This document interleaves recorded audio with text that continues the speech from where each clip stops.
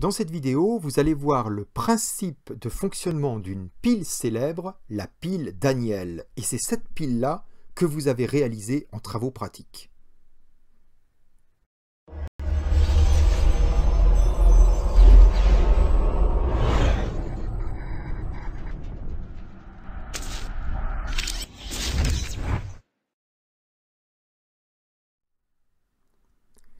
Il existe des espèces chimiques qui aiment donner des électrons et d'autres qui aiment en recevoir.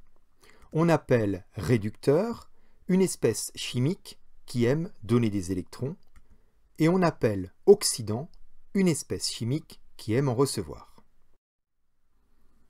Et si on arrive à relier électriquement un réducteur à un oxydant,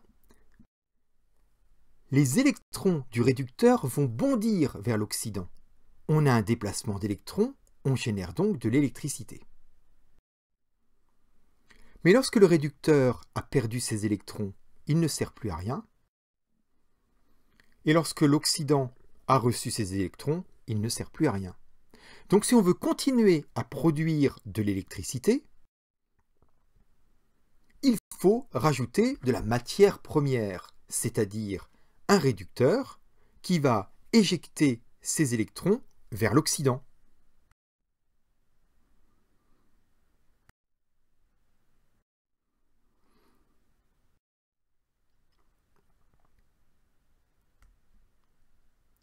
On voit donc qu'il y a des espèces chimiques qui vont disparaître, qui vont s'user avec le temps,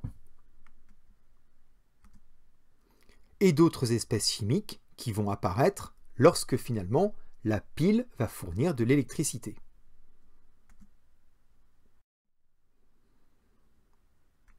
Donc récapitulons. Lorsqu'une pile fournit de l'électricité, lorsqu'il y a un débit d'électrons dans le circuit électrique, il y a une consommation de deux espèces chimiques et il y a apparition de deux autres espèces chimiques. Le zinc solide, lui, est un réducteur, c'est-à-dire qu'il aime bien fournir des électrons. Et lorsqu'il fournit ces électrons, il se transforme en ion Zn2+, qui nage en solution. L'ion cuivre, Cu2+, qui nage en solution, et dans ce cas-là la solution est bleue, lui est un oxydant, si bien que lorsqu'il gagne des électrons, il se transforme en métal cuivre, en cuivre solide. Récapitulons. Le métal zinc, Zn, est un réducteur. Il aime bien donner des électrons. Et lorsqu'il a donné ces électrons, il s'est transformé en ion zinc, Zn2+. L'ion cuivre, lui, est un oxydant. Donc il aime bien prendre des électrons. Et lorsqu'il a reçu ces électrons, il se transforme en métal cuivre, en cuivre solide. Sachant cela, on va essayer de comprendre le principe chimique de la pile que vous avez fabriquée en TP. Alors vous avez pris un bécher, et dans ce bécher, vous avez versé une solution transparente, c'était du sulfate de zinc. En fait, vous avez versé une solution ionique qui contenait des ions Zn2+, qui nageaient avec des ions SO4 Et dans le bécher, vous avez plongé une lame en zinc.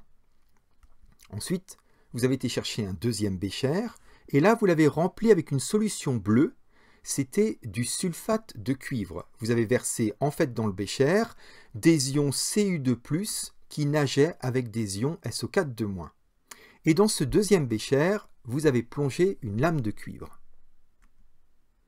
Après, vous avez été prendre dans une boîte en plastique un petit pont en verre qui contenait un gel translucide. En fait, dans ce gel translucide, il y avait des ions Cl- et des ions K+. Et vous avez positionné le pont ionique pour relier les deux béchers entre eux. Enfin, avec un fil, vous avez relié la lame de zinc à la lame de cuivre et pour éviter de faire un court-circuit, vous avez placé entre les deux un élément résistif. Et là, miraculeusement, de l'électricité s'est mis à circuler, des électrons sont partis de la lame de zinc pour rejoindre la lame de cuivre. Je vous ai dit tout à l'heure que le métal zinc était une espèce chimique qui aimait bien donner des électrons. C'était un réducteur. Et lorsqu'il donne des électrons, il se transforme en ion zinc Zn2+. Notre lame de zinc va donc éjecter naturellement 2 électrons. Donc, si le zinc solide éjecte 2 électrons, le zinc solide disparaît et il se transforme en ion Zn2+. Donc il y a des ions Zn2+, qui sont créés en plus dans le bécher A.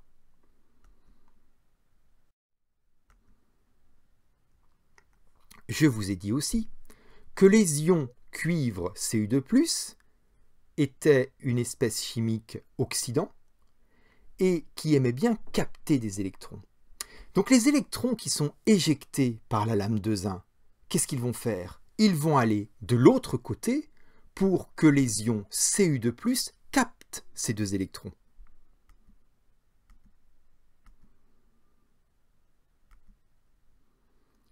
Ils arrivent au niveau de la lame de cuivre et les ions Cu2+, qui sont en train de nager dans le bécher et qui touchent la lame de cuivre, ils vont rencontrer les électrons.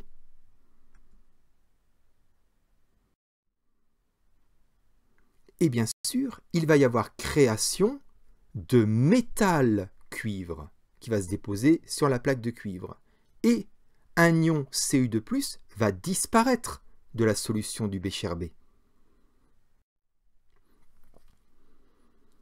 Donc, lorsque les électrons sont éjectés, la lame de zinc se désagrège, des ions Zn2+ sont créés dans le bécher A, du métal cuivre apparaît sur la lame de cuivre du bécher B et des ions cuivre disparaissent dans le bécher B. Mais on a un petit problème, car une solution ionique est toujours neutre, c'est-à-dire que dans le bécher A, le liquide doit contenir autant de charge plus que de charge moins. Or, vous voyez bien que comme on a créé des ions Zn2+, dans le bécher A, l'électroneutralité de la solution n'est plus respectée. Eh bien, c'est à ça que sert le pont ionique. Voyant ça, le pont ionique va faire en sorte qu'il y ait 2 ions Cl- qui vont entrer dans la solution ionique du bécher A pour équilibrer un ion Zn2+ qui a été créé. Et de l'autre côté, c'est la même chose. Puisqu'un ion Cu2+ a disparu, ça veut dire qu'il y a plus d'ions moins que d'ions plus. Donc le pont ionique va injecter 2 ions K+, dans le bécher B pour compenser un ion Cu2+ qui a disparu pour générer du métal cuivre. Et en fait, notre pile va continuer à donner des électrons parce que le processus va recommencer tant qu'il y aura par exemple du zinc. À chaque fois, le zinc va se désagréger, fournir 2 électrons, il va y avoir des ions Zn2+ qui vont être créés, les électrons vont bondir de l'autre côté, rencontrer des ions Cu2+, former du cuivre métal, les ions Cu2+, eux, vont disparaître, et le pont ionique va injecter des charges pour que l'électroneutralité des solutions dans les 2 béchers soit respectée. Donc notre pile va fonctionner tant que, par exemple, on a du zinc. Quand tout le zinc aura été consommé, eh bien notre pile sera vide. C'est comme quand une pile est usée, eh bien c'est fini, elle ne fournit plus d'électricité. Extraordinaire, non? Si je vous ai convaincu que la pile Daniel était vraiment un dispositif chimique extraordinaire, lâchez un pouce bleu, n'hésitez pas à le dire en commentaire, et puis si ce n'est pas déjà fait, abonnez-vous à la chaîne YouTube. Merci.